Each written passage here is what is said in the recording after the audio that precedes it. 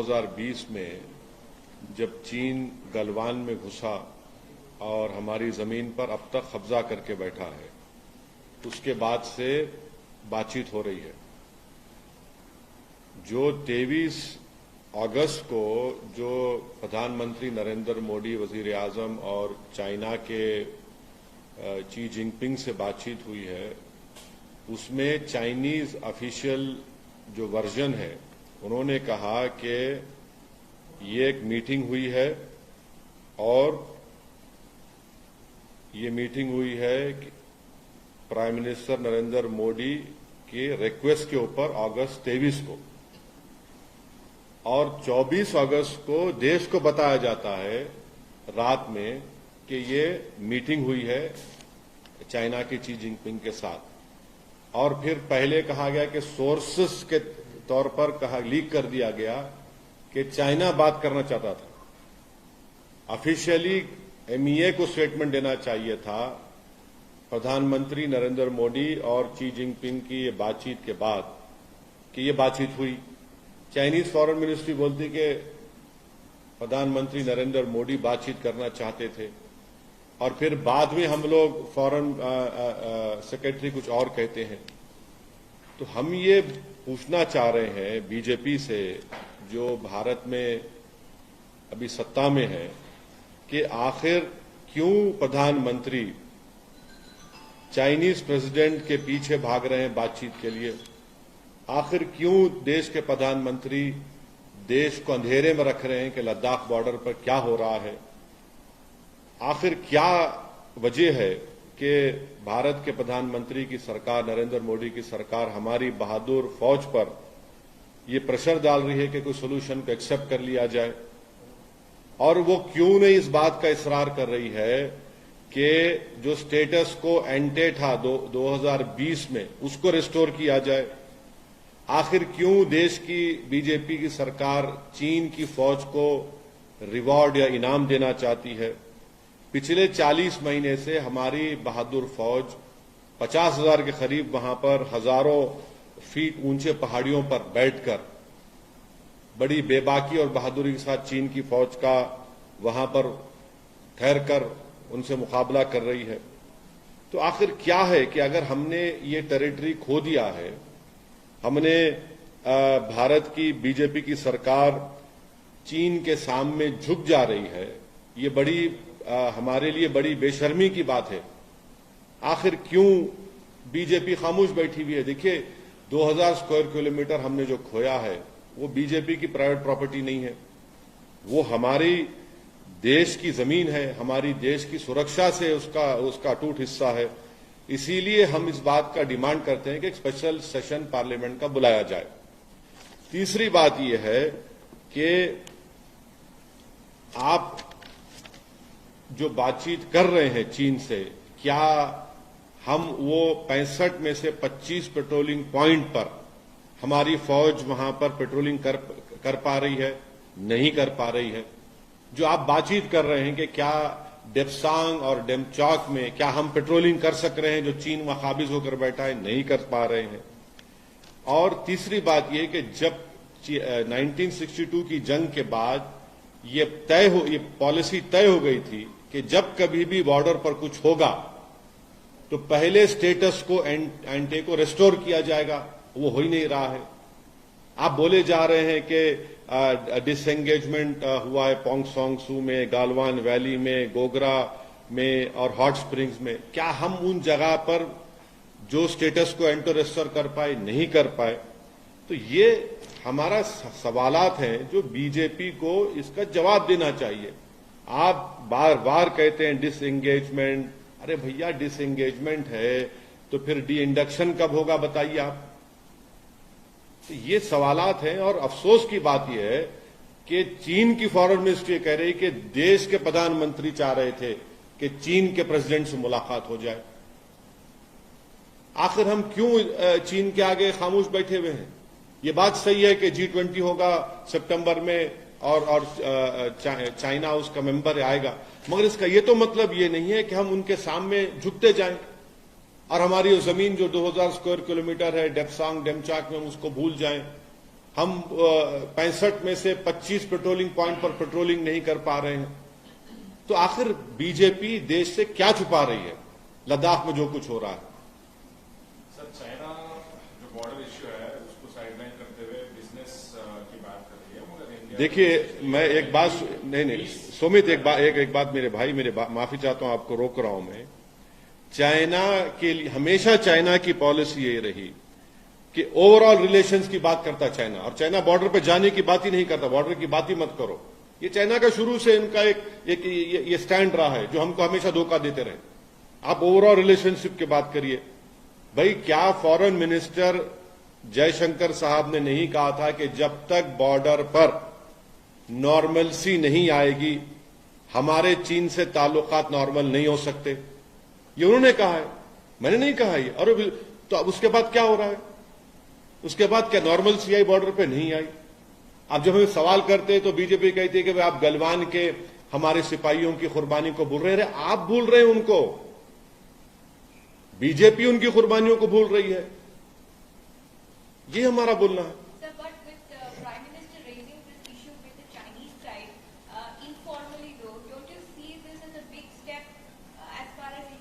Nineteen rounds of talks have been held. The Prime Minister also spoke to the Chinese President in Bali. Again, it was after a month we came to know some sort of agreement has happened. 23rd August, the Prime Minister of our country, Shri Narendra Modi, meets the Chinese President, and on August 24th, the nation comes to know. The Chinese Foreign Ministry releases a statement and says that this meeting happened at the request of our Prime Minister. My question is, why is our Prime Minister running after this Chinese President? And why is the BJP keeping the nation in dark about what is happening in Ladakh? Thirdly, from last 40 months, our brave soldiers are standing on those thousands of feet height, seeing eyeball to eyeball with the Chinese army. And the third and important point is that, I mean, what have these talks led to? Has the Chinese allowed us to patrol those 25 patrolling points which China has stopped us from doing? Has the Chinese allowed us to patrol Depsang and Demchok? No. Nothing is happening. So why is this government succumbing and capitulating to the Chinese? This is my question to the ruling BJP party.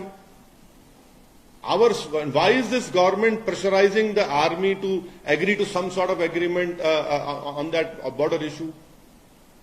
You cannot do that. See, this land belongs to our country. This is not some personal property of the BJP party or any political party. And this land is deeply, organically connected to the security of our country. And I have been consistently raising this issue in the media, in the Indian Parliament, and that is why I demand that a special session of the Parliament should be called by the ruling party. And we should discuss about this. What is this that you discuss and you agree something in Bali, and later on you come to know that you agreed on something?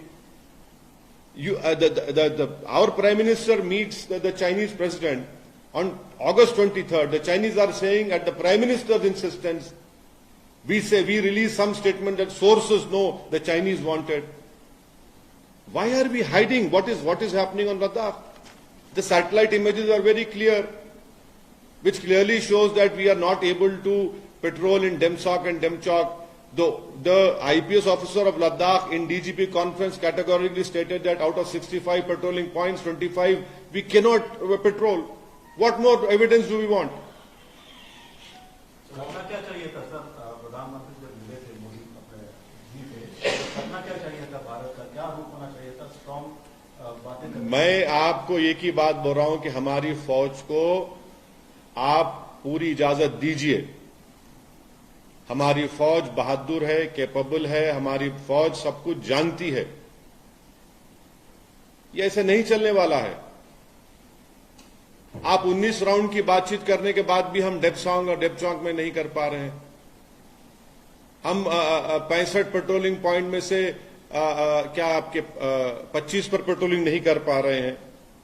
आप कहते हैं disengagement होगा, भाई फिर D induction कब होगा? पोंगसोंगसू lake में, Galwan valley में, गोगरा में, हॉट स्प्रिंग में, ये हमारे डेप्सांग डेमचॉक हमारी देश की सिक्योरिटी से इसका बहुत बड़ा कनेक्शन है। सर, आप तो बोल रहे हैं कि बहादुर फौज को इजाजत दी जाए, लेकिन बीजेपी कहते हैं कि असदुद्दीन ओवैसी हमेशा युद्ध चाहते हैं, जंग चाहते हैं। देखिए, मैं आपसे कह रहा हूं कि फौज पर आप दबाव क्यों डाल रहे हैं कि आप किसी तरह का एग्रीमेंट कर लीजिए चीन के साथ? मैं युद्ध की कहां बात कर रहा हूं? क्या इस देश की जनता ने हमारे प्रधानमंत्री की जबान से नहीं सुना कि ना कोई घुसा है ना कोई घुसेगा? तो फिर हम 19 राउंड की बातचीत में क्या बातचीत कर रहे हैं, उनसे बताइए आप खुद अपने स्टेटमेंट में कह रहे हैं कि हमने पोंगसोंगसू में, गलवान में, गोगरा, हॉट स्प्रिंग में हमने वहां पर डिसएंगेजमेंट हुआ है। फिर क्या डेप्सांग डेमचॉक में हम पेट्रोलिंग कर पा रहे हैं? नहीं कर पा रहे हैं। युद्ध की कौन बात कर रहा है? क्या फौज को अगर आप इजाजत देंगे तो युद्ध की बात करेंगे? नहीं, आप अपनी जमीन की हिफाजत की बात करेंगे। और 1962 की चीन की जंग के बाद एक पॉलिसी बन चुकी है कि जब कभी भी बॉर्डर पर कुछ होगा तो उस वक्त तक नॉर्मल सी नहीं होगी जब तक हम स्टेटस को एंटे को रेस्टोर नहीं करते। आज की तारीख में क्या हम मई 2020 के स्टेटस को एंटे को रेस्टोर करें? नहीं करें हम। लेकिन जब बातचीत से अगर इस मामले का हल निकलता है तो फोर्सेस को सारी लिबर्टी देने का क्या पॉइंट बनता है? नहीं, फोर्सेस, देखिए, आप और हम नहीं जा रहे। हमारी फौज को बेहतर मालूम, हमारी फौज में वो दूरंदेशी भी है, बहादुरी तो है ही उनमें। आप आखिर क्यों चीन के सामने आप इस तरह का क्यों आप बिहेव कर रहे हैं? आखिर क्या जरूरत थी प्रधानमंत्री को उठकर मिलने की बाली में? और ये स्टेटमेंट देख लीजिए, ब्रिक्स समिट में 23 अगस्त को बातचीत होती है और 24 अगस्त को बताया जाता है देश को, और वो भी चीन के फॉरेन मिनिस्ट्री के स्टेटमेंट के बाद के प्रधानमंत्री ने बातचीत की रिक्वेस्ट की थी। फिर सोर्सेस के जरिए मीडिया में छोड़ दिया जाता है कि नहीं नहीं चीन चाहता था। अरे ये क्या है भाई? अगर बातचीत हो रही है 19 राउंड की, तो क्या हम डेमचॉक में हमारी फौज पेट्रोलिंग कर पा रही है? नहीं कर पा रही है। हमारी फौज बहादुर है, हम नहीं कर पा रहे हैं वहां पर। Sir, in an official statement, he has told PM Modi that countries must bear mind of overall interest and bilateral relations, and border issues will also be safeguarded with peace and tranquility. इस बारे में उन्होंने देखिए, China जो है हमेशा border के issue पर बातचीत करना नहीं चाहता, और every time the Chinese has always been stating this golden word, overall relation.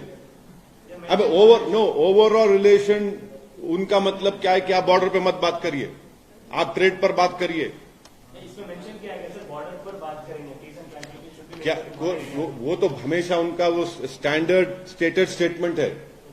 अरे ऑफिशियल स्टेटमेंट पहली मर्तबा नहीं है, आप उठाकर देख लो, आपको ऐसे 25 नहीं 40 स्टेटमेंट मिल जाएंगे उनके। 2020 से आपको 10 से 15 स्टेटमेंट मिल जाएंगे। हम ये पूछना चाह रहे हैं कि चाइना बार बार ओवरऑल रिलेशन, तो ओवरऑल रिलेशन में क्या फॉरेन मिनिस्टर हमारे जयशंकर साहब ने नहीं कहा था कि अनलेस नॉर्मल सी रेस्टोर नहीं होगी बॉर्डर में, चीन के साथ हमारे नॉर्मल रिलेशनशिप नहीं हो सकते?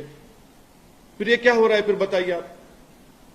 और चाइना के हम ट्रैप में जा रहे हैं। ओवरऑल रिलेशन का मतलब क्या है कि हम भूल जाएं डेप्सांग डेमचॉक को, हम भूल जाएं उन 25 पेट्रोलिंग पॉइंट को, हम एक्सेप्ट कर लें उन बफर जोन को? अरे भाई, हमारी फौज बहादुर है, आप फौज पे दबाव मत डालिए, आप फौज को बोलिए देखिए क्या करना है, वो करेगी फौज हमारी। सर, उनके फॉरेन मिनिस्ट्री का ये स्टेटमेंट जैसा आप बोले बहुत बार है, और उन्होंने दिया था that peace should be maintain, और मतलब अभी हमारी तरफ से क्लियर मैसेज ये था कि पीस जरूरी है। तो पीस का मतलब ये है कि हम एक न्यू नॉर्मल को एक्सेप्ट कर लें, और चाइनीज का जो एग्रेशन है हम उसको एक्सेप्ट करके चाइना को रिवॉर्ड करें, उसको अपीस करें एग्रेसर को। अगर न्यू नॉर्मल और न्यू पीस का मतलब ये कि हम चाइना को रिवॉर्ड करें क्योंकि एग्रेसर है, उसको अपीस करें, तो ये अपीसमेंट एग्रेसर का अपीसमेंट हो रहा है। बिकॉज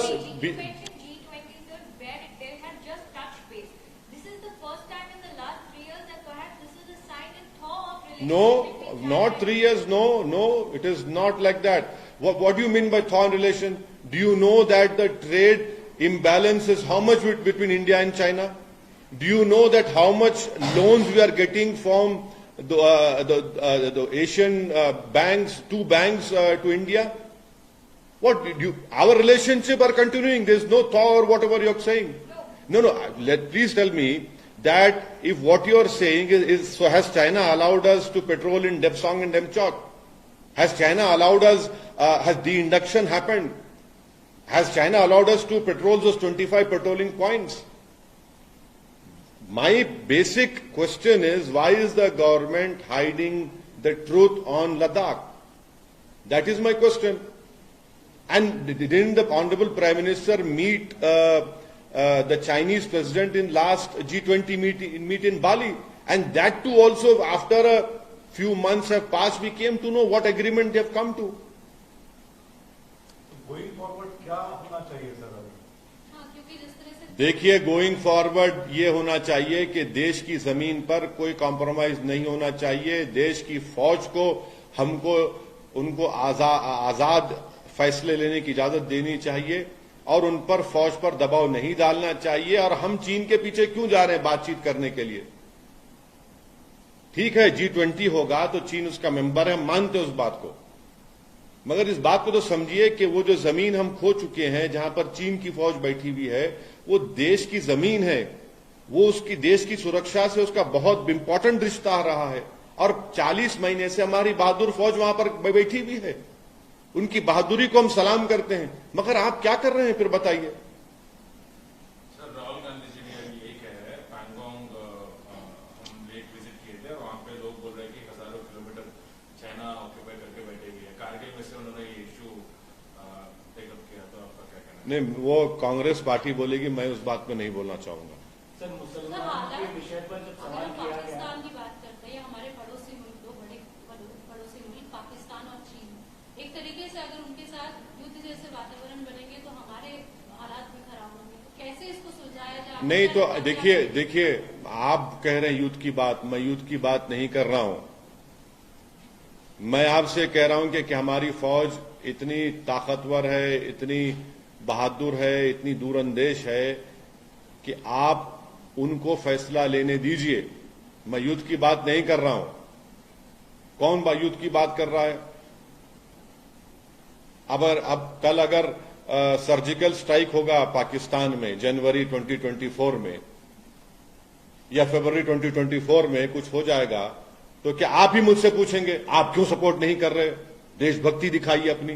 तो ये तो नहीं होगा ना। आप लोगों को भी एक स्टैंड लेना चाहिए। आप लोग अपना स्टैंड ले लीजिए। हम तो आपसे कह रहे हैं, मैं युद्ध की बात नहीं कर रहा हूं, मैं अपनी जमीन को हासिल करने की बात कर रहा हूं। और ये बात सबको मालूम, और खुद बीजेपी के जो वहां के जो काउंसिल के मेंबर्स हैं लद्दाख के, उन्होंने कहा ये बात। आप जवानों की बात कर रहे हैं, लेकिन सांसद होने के नाते आप अपनी तरह से क्या रखेंगे? अब जितने नहीं, पिछले 15 मिनट से मैं यही बात कर रहा हूं। नहीं, देखिए, देश में सत्ता में बीजेपी है और हमारे देश के प्रधानमंत्री नरेंद्र मोदी हैं। उनके ऊपर ये जिम्मेदारी आयद होती है, क्योंकि देश को अप्रैल मई 2020 में वजीर आजम नरेंद्र मोदी ने कहा था कि ना कोई घुसा है ना कोई घुसा है। फिर क्या बातचीत हो रही बताइए आप? फिर अगर कोई घुसा नहीं है ना कोई घुसेगा, तो फिर आप 19 राउंड की क्या बातचीत कर रहे हैं? फिर आप डिसएंगेजमेंट की बात क्यों कर रहे हैं? फिर आप, इसका मतलब चीन घुस के बैठा है। तो झूठ किसने कहा? मैंने कहा झूठ। मैं उस वक्त भी 2020 में आपको बोला था कि देखिए ये चीन घुस के बैठा है और हम अपनी जमीन को खो रहे हैं। फिर लद्दाख के एक आईपीएस ऑफिसर ने डीजीपी कॉन्फ्रेंस में ये बात को कह दिया कि 65 में से 25 पेट्रोलिंग पॉइंट पर भारत की फौज पेट्रोलिंग नहीं कर सकती है। डेप्सांग डेमचाक में तो हम जा ही नहीं पा रहे हैं। ये सब चीजें हैं। ये देश को आप इसको पॉलिटिकल इश्यू के तौर पर मत देखिए, बल्कि इसको देश की सुरक्षा से उसको जोड़कर देखिए, देश के मुस्तकबिल को सामने रखकर देखिए, हमारी फौज को सामने रखकर देखिए आप। सर, आपने कई बार जुनेद नासिर के मामले में राजस्थान कांग्रेस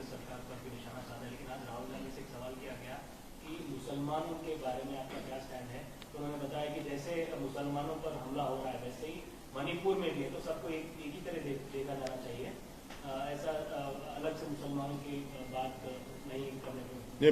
मेरे को नहीं मालूम वो क्या बोले और क्या बोलना चाहते हैं, वो ही जाने। मगर सच्चाई ये है कि जुनैद नसीर को राजस्थान से किडनैप करके हरियाणा ले जाकर उनको जिंदा जला दिया गया और उसमें से आज भी कई आरोपी एक्यूज को गिरफ्तार नहीं किया गया और जो एस ग्रेशिया मिलना चाहिए था, कन्हैया लाल की जो मौत हुई, कत्ल हुआ, जिसका हमने कंडेम किया, उसमें 55 लाख दिए गए और जुनैद नसीर में आपने सिर्फ 5 लाख रुपए दिए और गवर्नमेंट नौकरी नहीं दी।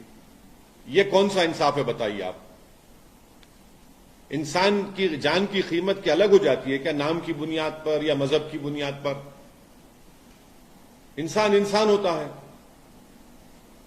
सर, चंद्रयान के बारे में, चंद्रयान गया है तो अभी इसरो के साइंटिस्ट को श्रेय जाता है, लेकिन देख रहे हैं कि पिछले 2 दिन से बीजेपी क्रेडिट ले रही है, कांग्रेस दे रही है, तो क्या ये सही संदेश नहीं जाता है? क्योंकि साइंटिस्ट ने काम किया है, उनको ही पूरा श्रेय जाना चाहिए।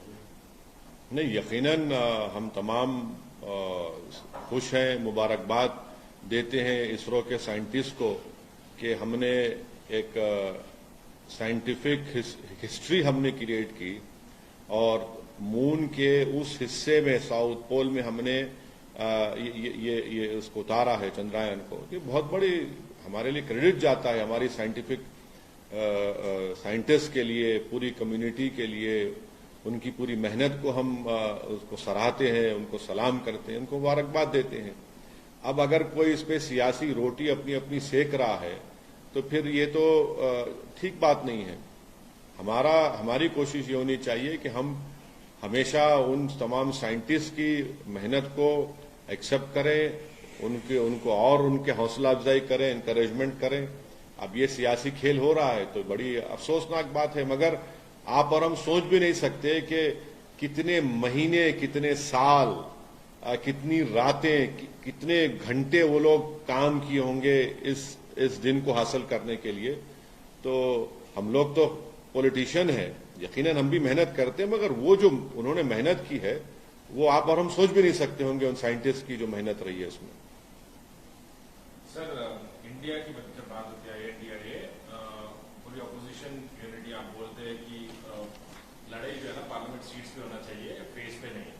अगर होगा तो फिर प्राइम मिनिस्टर मोदी को बेनिफिट होगा। तो अभी ये जो INDIA है और जो यूनिटी ऑफ अपोजिशन पार्टीज है, इसमें क्लियरली क्रैक दिख रहा है। मतलब वहां पे ममता बनर्जी के जो कैडर है उनको प्रेम के जैसा पोर्ट्रे कर रहे हैं। अभी राहुल गांधी जी को यूपी के कांग्रेस लीडर कह रहे हैं कि इनको प्राइम मिनिस्टर बनाना चाहिए। मैं भी बोल रहा हूँ के चंद्रशेखर राव भी, आप अंडर एस्टिमेट मत करिए के चंद्रशेखर राव को भी।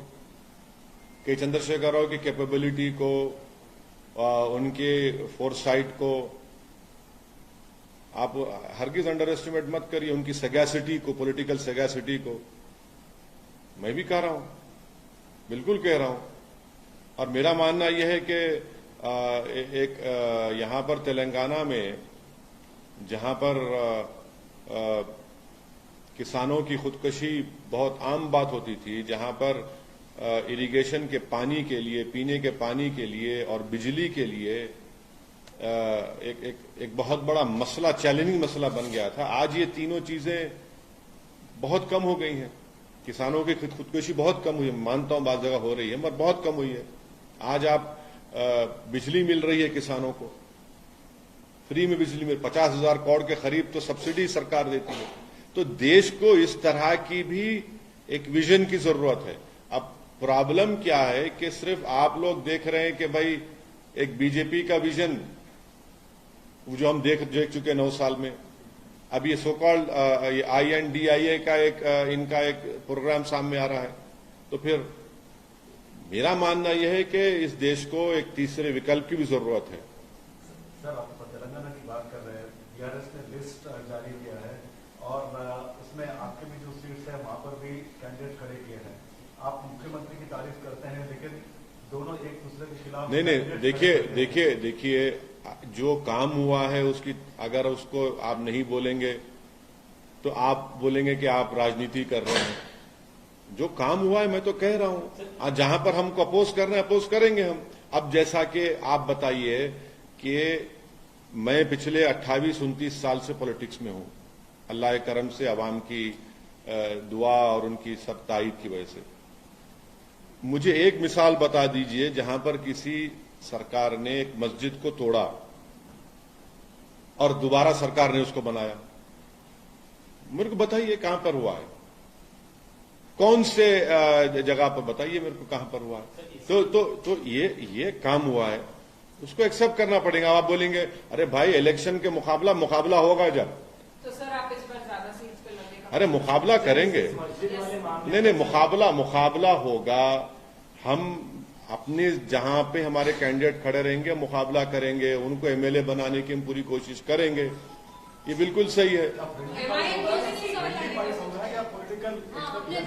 नहीं, देखिए चीफ मिनिस्टर ने हमारे बारे में जो बात कही है मैं उनका शुक्रिया अदा करता हूं, और मुझे यकीन है कि तेलंगाना की आवाम जो है उनके अच्छे काम जो किए हैं और बहुत से अच्छे काम वो किए हैं, मैं मुकम्मल, मेरे को मालूम तुम क्या पूछने वाले हैं, मैं जवाब नहीं कहीं नहीं आ रहा हूं। तुम इतना बेचैन मत हो जाओ, तुम कांग्रेस पार्टी का सवाल करना चाह रहे हैं, मैं बोलूंगा, ठहरो अभी सुनो। तो ये काम हुआ है तो उसमें बुरी बात क्या है, उसको बोलना चाहिए ना भाई। बाबरी मस्जिद जब शहीद हुई थी, यही कांग्रेस पार्टी ने देश को कहा था कि हम वहां मस्जिद बनाएंगे, आपने बनाया वहां पर। आपके क्या CWC में आपने ये कहा था, ये बात भूल गया आज आप बताइए कहां पर हुआ है।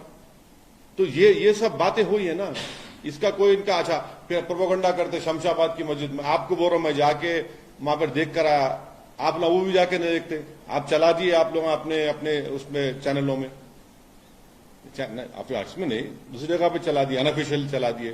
शमशाबाद की मस्जिद बनी हुई है, वो भी आप लोग नहीं देखते। तो ये हुआ इनका जो काम है। अच्छा, शादी मुबारक की स्कीम है, आज आप कितने 80,000 मुसलमान बच्चियां जो है रेजिडेंशियल स्कूल में फ्री में पढ़ रहे हैं। मेरे कॉन्स्टिट्यूंसी के रेजिडेंशियल स्कूल के 3 बच्चे नीट क्वालिफाई करके गवर्नमेंट मेडिकल कॉलेज एडमिशन मिला, जिसमें से एक बच्चा तरकारी बेचने वाले का बच्चा है। अब उसको हम तीनों बच्चों को कल बुला रहा हूं दारुसलाम में, बुला के हमारे जो चैरिटेबल ट्रस्ट से उनको हम इंशाल्लाह ताला उनको हम एनकरेज करने के लिए उनको जो भी हम करना है कल करेंगे। तो अगर ये चीजें हो रही है ना, इसका इलेक्शन से क्यों जोड़ते आप? इलेक्शन में तो भाई मुकाबला सबको करना पड़ेगा।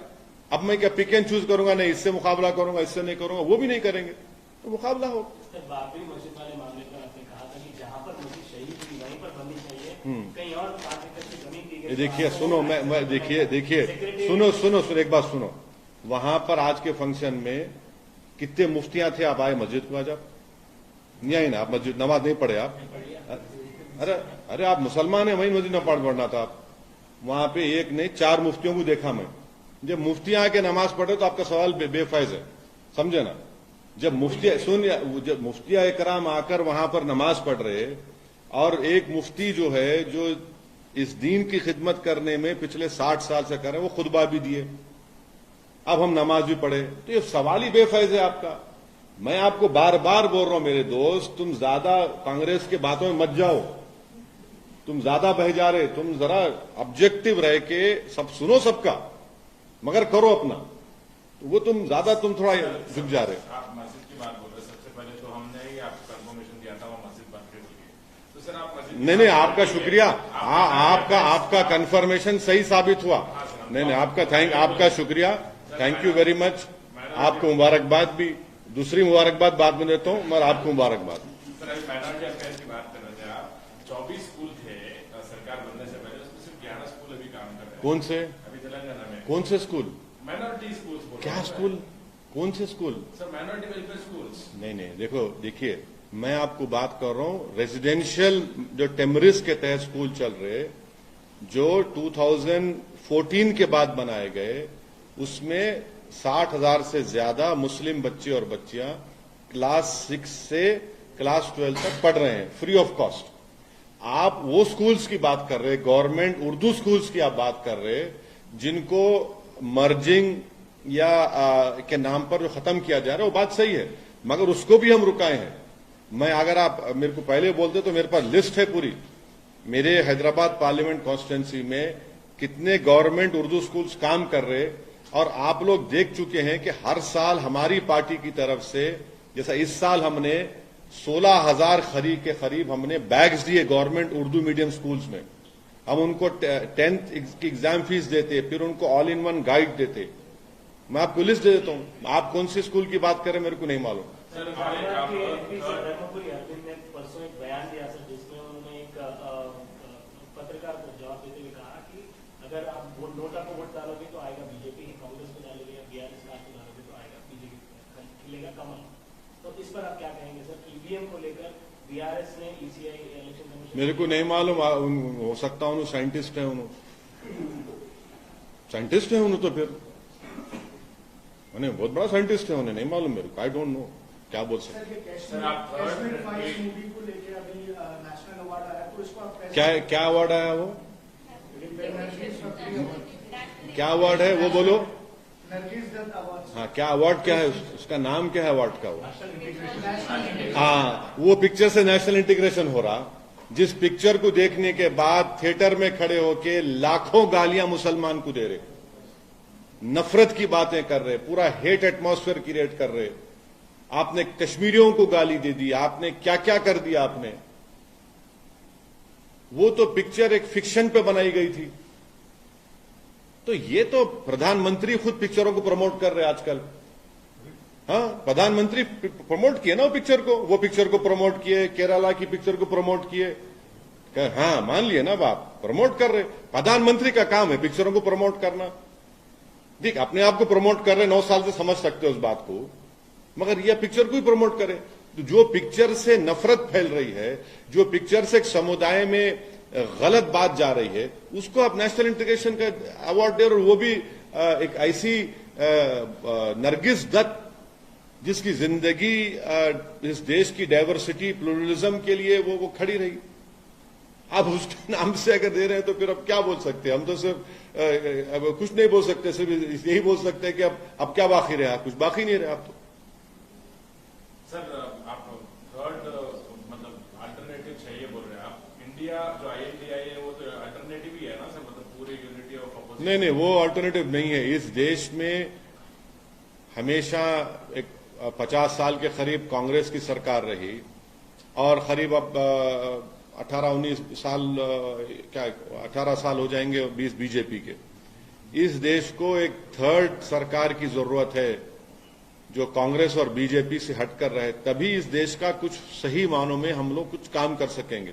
तो मतलब INDI जो है जिसमें कांग्रेस पार्टी है, तो आप ये कहना चाह रहे हैं कि वो नहीं होना चाहिए? देखिए, जब कांग्रेस की ही सरकार थी तो UAPA को मजबूत किया गया, और कांग्रेस की ही सरकार में क्या क्या नहीं इस्तेमाल किया गया था। कांग्रेस की सरकार में जगन मोहन रेड्डी को जेल में डाला गया। ऐसे कई एग्जाम्पल्स आपको दे सकता हूं मैं। और फिर यही भी कांग्रेस ने जुलाई 2019 में UAPA कानून में बीजेपी को लोकसभा राज्यसभा में सपोर्ट किया, और उसकी वजह से आज कई भारत की जेलों में लोग तड़प रहे हैं, सड़ रहे हैं जेलों में। 3-3, 4-4 साल से बेल नहीं हो रही उन लोगों की, बेल नहीं हो रही उन लोगों की, क्योंकि कांग्रेस ने सपोर्ट किया उस UAPA के कानून को। तो आपका अल्टरनेट एजेंडा क्या है फिर? आप तो सपोर्ट कर रहे हैं ना। अब दिल्ली हाईकोर्ट ने कहा कि फॉरेन फंडिंग हुई, उस पर एक्शन लो। एक्शन लेने का मतलब क्या था कि कांग्रेस और बीजेपी के नेता पर केस बुक होना चाहिए, जेल को जाना चाहिए था। तो बीजेपी ने क्या किया? बैकडेट में, रेट्रोस्पेक्टिव इफेक्ट में एक लॉ बना दिया, कांग्रेस ने सपोर्ट कर दिया क्योंकि वो भी जेल में जाते थे। तो क्या आप INDI के साथ जाएंगे या फिर आप अभी भी अकेले ही? नहीं, हम अपनी लड़ाई लड़ेंगे। वो बड़े चौधरियों का क्लब है, उसमें एक एलीट किस्म के चौधरी बैठे हैं, तो हमारा उससे क्या ताल्लुक? वो तो हमको गाली देते हैं, वो तो हमको कुछ और समझते हैं। तो हम तो यही कोशिश करेंगे। देखिए उस अलायंस में बहन मायावती बीएसपी की नहीं है, केसीआर चंद्रशेखर राव नहीं है, उसमें आसाम के कई बड़ी पार्टियां बोडो नहीं है, राजस्थान के कई पार्टीज नहीं है, बहुत से पार्टियां नहीं है। लेकिन केसीआर पर यह भी आरोप है सर कि कई बिल्स को केसीआर ने सपोर्ट किया था। कौन से बिल को सपोर्ट किया था? सीए है। नहीं, गलत बात कर रहे हैं, झूठ बोल रहे हैं आप। मैं यही बोल आप देखिए सुनिए, देखिए आपको मैं ये बोल रहा हूं कि आप जो है ना, मैं आपको बार बार रिक्वेस्ट कर रहा हूं, आप जो है आप होमवर्क नहीं कर रहे अपना। CAA के खिलाफ केसीआर ने अपनी असेंबली में एक रेजोल्यूशन को पास किया कि हम CAA का क्या उसका सेंसस होने नहीं देंगे और हम उसको इंप्लीमेंट नहीं करेंगे। अब आप बोलेंगे क्या हुआ? अब आप देखो, मैं यही तो बोल रहा हूं आपको, बार बार आपको मेरे दोस्त, मैं बार बार रिक्वेस्ट कर रहा हूं आपको, आप जरा देखा करो, देख के आप सवाल करो। और किससे सवाल कर रहे हैं आपको मालूम ना? आपको मैं कोई कान में फूल लगा के नहीं बैठता हूं आप लोगों के सामने। हो गया ना? बस और कुछ? सर एक आखिरी सवाल। हाँ, हाईकोर्ट ने, देखिए ये केसेस बार बार हो रहे हैं। पहला तो कोत्तागुड़म एमएलए वनमा वेंकटेश्वर, क्या केस हुआ? हाईकोर्ट ने हाईकोर्ट और उनको स्टे मिल गया ना? हाँ सर, स्टे मिल गया ना? वरना सुन लीजिए सर, मेरे साथ MLA थे उन्होंने 99 में। हाँ सर, हाँ। वो सीनियर है। और श्रीनिवास गौड़ के ऊपर बाद में केस हुआ था MP MLA कोर्ट के रूलिंग ऑर्डर पे। और कल हाईकोर्ट ने तीसरे MLA, मतलब जो कि BRS के MLA है, कहाँ के? गढ़वाल के BRS, हाँ, उन्होंने अपील करते उनको। भाई कोर्ट का ऑर्डर है तो कोर्ट ही बोल रहा ना, अपील कर सकते हैं आप, उनका अपील करेंगे। कोर्ट का फैसला मानना पड़ेगा, मगर कोर्ट अपील करेंगे, हो सकता है कोर्ट अपील करेंगे। अपील कर तो क्या होता नहीं मालूम। सर सिर्फ BRS MLAs पे ही क्यों हो रहा है सर? हाँ, मतलब ऐसा। अरे देखा आप जो है मेरे को आप कंटेम्प्ट ऑफ कोर्ट में लाना चाह रहे क्या? ये मेरा कोर्ट का है, कोर्ट फैसला लेता है, फिर कोर्ट स्टे भी दिया ना उनके खम्मम के MLA के बारे में।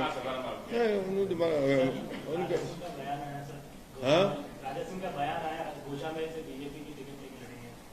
और सिर्फ आपके इशारे पे ही BRS वहाँ पर टिकट लेके अपने हक रखी है। नहीं, अब हर चीज मेरे इशारे पे है ना, दूसरे इशारे पे हो रहा ही नहीं।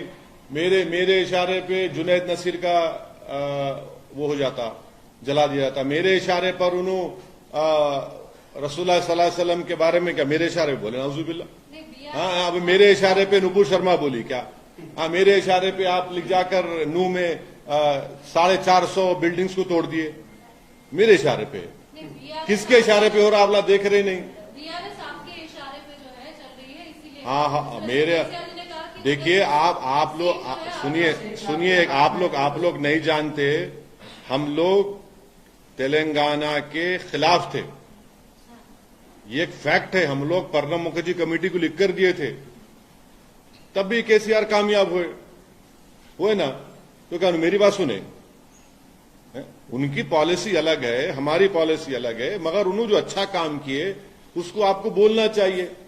और नहीं सुनिए, अब हम उम्मीद कर रहे हैं कि दोबारा तेलंगाना की आवाम उनको आशीर्वाद देगी, दोबारा तेलंगाना की आवाम उनको और ताकत देगी।